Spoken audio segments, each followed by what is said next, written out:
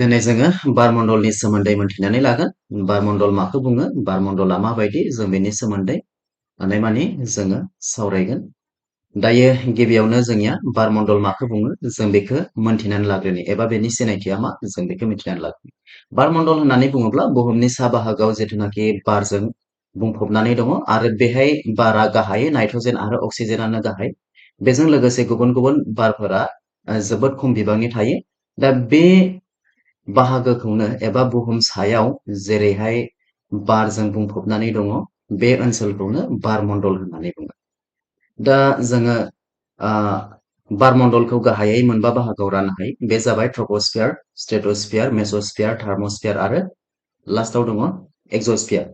नाथाय गुबुन गुबुन बिजाबाव मोनब्रै होननानै होदों।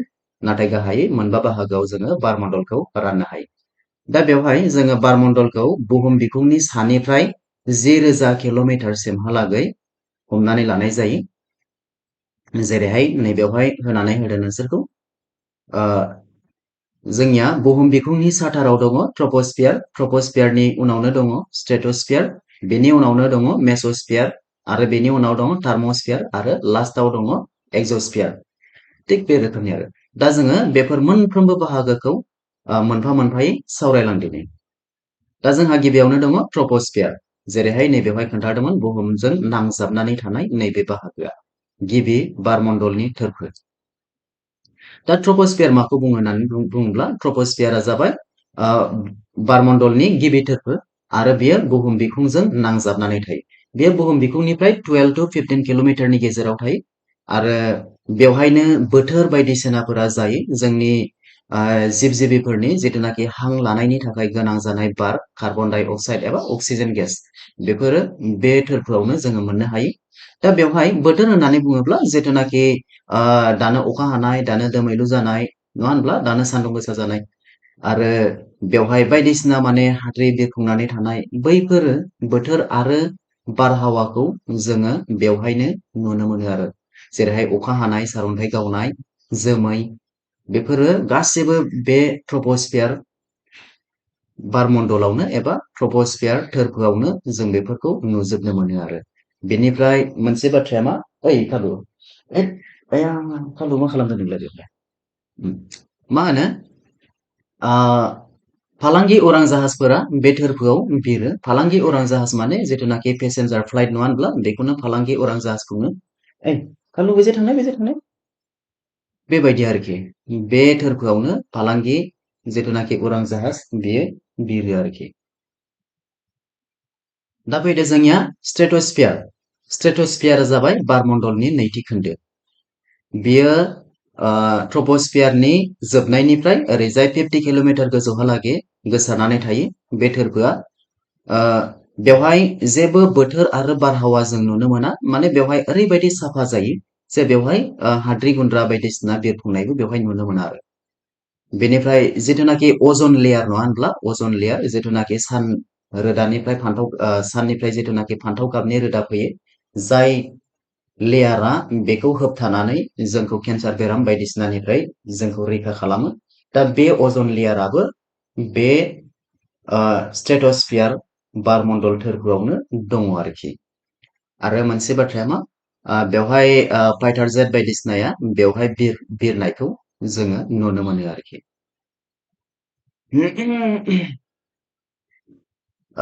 जों जास्ट माने बेवहाय पइन्ट टु पइन्ट सावरायगोन। बेनिफ्राय फैदो जोंनिया मेसोस्फियार। मेसोस्फियारा जाबाय बे बारमण्डलनि थामथि खोन्दो, नङा होनब्ला? बेनिफ्राय बियो 80 किल'मिटारसिमहालागै गोजौआव बे गोसारनानै थायो आरो बेहाय हाथरखि फाग्ला, जायखौ जोङो धुमकेतु होननानै बुङो, नङा होनब्ला? बे धुमकेतुआ बे थोरफोजों सोरखिलाङो आरोखि। माने धुमकेतुआ माने बे बाहागोजों माने थांलाय फैलाय खालामो, माने गावनि लामाजों गिदिंलाङो आरोखि बे रोखोमनि। बेनिफ्राय फैगोन जोङो एक्सोस्फियार। एक्सोस्फियारा जाबाय बेयो ग्रीक रावनिफ्राय फैनाय। बे एक्सोस्फियार होननाया माने एक्स' होननायनि मिनिङा जाबाय आउटसाइड होननाय जायोनो। बेनिफ्राय बेवहाय जिथुनाखि आल्टिटिउड, नङा होनब्ला? बेनि आल्टिटिउडआ ओरैबायदि मा होनना बुङो, थार्मोस्फियारनि गोजौआव 10 किल'मिटारसिम मा होनना बुङो जायगा आवग्रिनानै दंजादों। बियो बेनिफ्राय मा होननानै बुंदोङो बे थोरफोआव मा होनना बुङो बारनि नारसिनथाया फ्राय गैया आरोखि एक्सुवेलि नै दै बेवहाय आं खेबसे नायफिननि आल्टिटिउडआ ना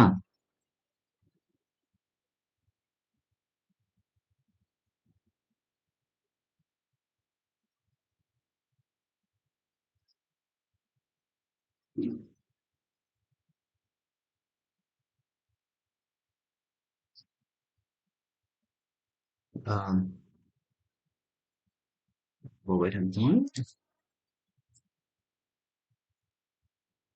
औ बेनोमोन नामा जों एक्स'स्फियार सरि जोङो बेवहायसो थांदों नैबे जोंनिया थार्मस्फियार दंग्रोयो जों थार्मस्फियारखौ नायनि थार्मस्फियारा जाबाय बेयो बारमण्डलनि ब्रैथि खोन्दो बेनिफ्राय मा होननानै बुंदोङो बेयो 600निफ्राय 700 किल'मिटारसिमहालागै माने गोसारनानै थायो बेयो आरो बेनि जिथुनाखि दुंथाय बेयो 500निफ्राय 2000 सेलसियाससिमहालागै बेनि बिदुङा बेबायदि जायो आरोखि आरो बे थोरफोआवनो जिथुनाखि सलार पार्टिकेल आरो जिथुनाखि आर्थनि मेगनेटिक फिल्ड नङा होनब्ला बे आर्थनि मेगनेटिक फिल्ड आरो सलार पार्टिकेलजों माने माबा जानानै रिएक्सन जानानै माने इन्ट्रेक्सन जानानै एबा फिनजाथाय जानानै आवरा सोमजियो आरोखि बै जिथुनाखि जोङो फिनलेण्ड बायदिसिना हादोरफोराव जोङो गोथां माने बिरबाय थानाय अख्रां सायाव जों नुनो मोनो ना थिग नैबेखौ बुंदों नैबे रोखोमनि बेबायदि फिनलेण्ड बेनिफ्राय नरवे बायदिसिनाफोराव नुनो मोनो लास्ट टाइम जोंनियाबो हिमालय ओरैहाय माबासो हिमाचल प्रदेश बे ओनसोलाव लास्ट टाइम नुनो मोनदोंमोन थिग बे रोखोमनि कालार बे रोखोमनि गाब जोङो अख्रां सायाव बिरबाय थानाय नुनो मोनो बेखौनो आवरा होननानै बुङो आरोखि दा बियो माबोरै जायो होनब्ला जिथुनाखि आर्थनि मेगनेटिक फिल्ड आरो जिथुनाखि सलार पार्टिकेल नङा होनब्ला बे मोननैनि गेजेराव जेब्लानाखि इन्ट्रेक्सन जायो अब्लानो बे आवराया सोमजियो आरोखि आवरा लाइटआ बे रोखोमनि बेवहाय बे बारमण्डल थोरफोआव जिथुनाखि इन्टारनेसनेल स्पेस स्टेसन नङा होनब्ला सेटेलाइट बायदिसिना बेफोर माने दिन्दाङै माने गिदिंनानै थाबाय थायो आरो जिथुनाखि बेवहाय जेबो बारनि नारसिननाय गैला बोगथाब आर्थनि जिथुनाखि मेगनेटिक फिल्ड ओरैबायदि बेवहाय ल' जाहैयो जिथुनाखि बेकुम बायदि जायो बेहाय फुरा माने बेकुम आरोखि माने बेवहाय जेबो बोगथाबमा बोलो गैलिया बेखायनो बेवहाय जेराव दोनो बेवहायनो दिन्दां थानानै माने गिदिंबाय थायो आरोखि ग्रह नक्षत्र बायदिसिना सरि ग्रहफोरा जिथुनाखि बुहुमनिफ्राय दैथायहरनाय ग्रहफोर नङा होनब्ला बैफोर सेटेलाइटफोरा बेवहाय माने दिन्दाङै गिदिंबाय थायो आरोखि बे रोखोमनि दायो फैदो जोंनिया नै दानिसो सावरायनाय नङा होनब्ला एक्सुवेलि नै बेयो 10 नङा बेयो 1000 जाना सरि 10,000 जानांगौ बेयो 10,000 नैबेयो 10,000 जानांगौ बेयो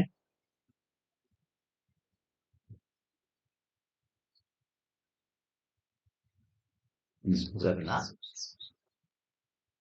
दा जोंनिया मा होनना बुङो जिथुनाखि लास्ट बारमण्डलनि जोबथा थोरफो नङा होनब्ला एक्सस्फियार बे जाबाय मा होनना बुंदोङो बे सोदोबा जिथुनाखि एक्स' नङा होनब्ला बे एक्स' सोदोबा ग्रिक सोदोबनिफ्राय फैनाय आरो एक्स'नि मिनिङानो जाबाय आउटसाइड होननानै बुंदोङो बेनि जिथुनाकि आल्टिटिउड माने जौथाया बेनि जौथाया 10,000 किल'मिटारसिमहालागै माने गोसारनानै दङ आरोखि आरो बे थोरफोआव बारनि नारसिनथाय गैया होननानै बुंदों दहायनि बायदि बेनिफ्राय बेवहाय मोनसेबो गुन्द्रा गैया बायदिसिना जिथुनाकि गुबुन गुबुन फिसा फिसौ माने जिथुनाकि फिसा फिसा माखासे बारनि बा माबा मोनसे गुन्द्राफोर थायो बेफोरो मोनसे गुन्द्राया गुबुन मोनसे गुन्द्राजों एखेबारे 100 किल'मिटार डिसटेन्सहालागै माने बेबायदि जायो आरो बेफोरनि गेजेराव गावजों गाव सौदावलायनायनि जेबो सम्भाबना थाया आरोखि बेबायदि माने बेवहाय ओरैबायदि माने स्रां बा साफा बा जेबो गैया